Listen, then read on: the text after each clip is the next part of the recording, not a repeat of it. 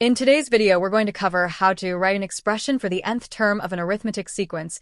And remember, an arithmetic sequence is just a string of numbers where the same value is being added or subtracted each time. So if we look at this sequence here, or 5, 9, 13, 17, and 21, it counts as an arithmetic sequence because it's increasing by 4 each time. We can represent sequences like this with expressions.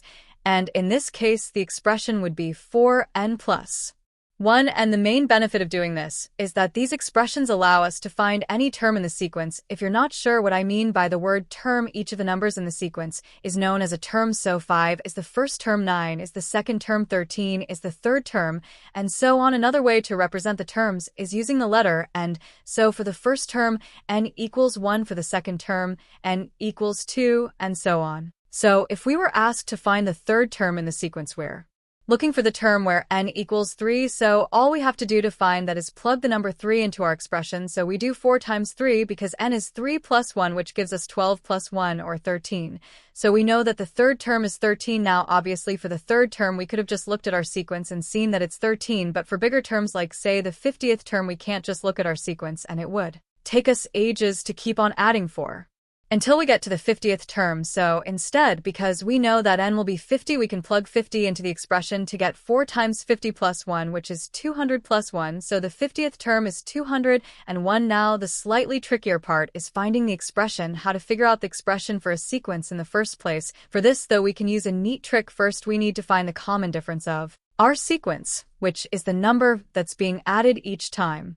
So in this sequence, that would be 4, because 5 add 4 is 9, 9 add 4 is 13, and so on. Then we take this common difference and place it in front of the letter n, so our expression will start with 4, and then to find out what's going to be added or subtracted, we have to imagine that there's a previous term before the first term. So because the common difference here is 4, and our first term at the moment is 5, the previous term must be 4 less than 5, so positive 1, and then we include this term in our expression. So here that means that we put the plus 1 onto our 4n to get 4n plus 1 as our expression. So to summarize this, because this sequence increases by 4 each time we put 4n, and then because the imaginary term before the first term would be positive 1, we put plus 1 on the n to get 4n plus 1. Let's use this same technique to try and find the expressions for these two sequences as well. In our first sequence, the terms are decreasing by 5 each time, so the common difference is -5, and this means that our expression will start with -5,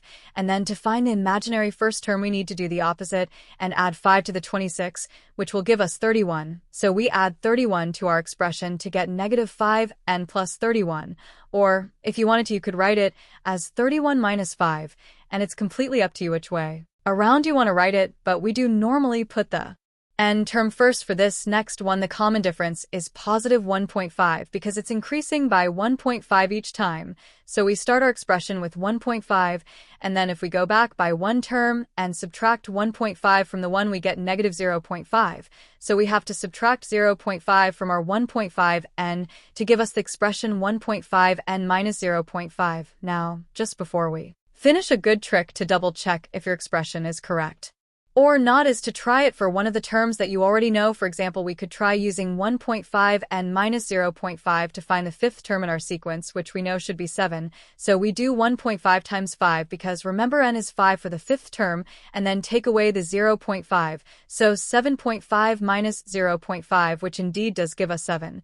So we can be pretty confident that our expression is correct. Anyway, that's everything for this video. So if you found it useful, then please do tell your friends and your teachers about us, and thanks for watching.